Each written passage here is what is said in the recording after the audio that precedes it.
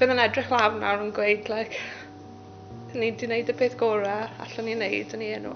So, ni'n rili falch o ni.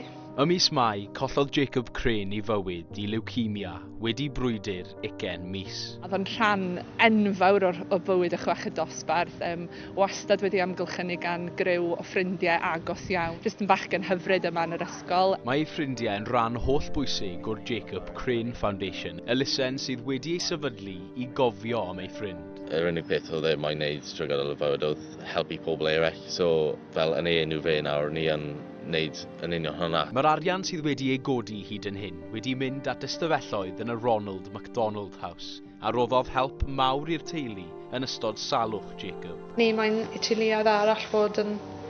ni'n moyn cefnogi nhw a just moyn iddyn nhw gwybod bod pobl dyn nhw a yn deall beth maen nhw'n mynd trwyddo achos ni wedi bod trwyddo y gyda Jacob.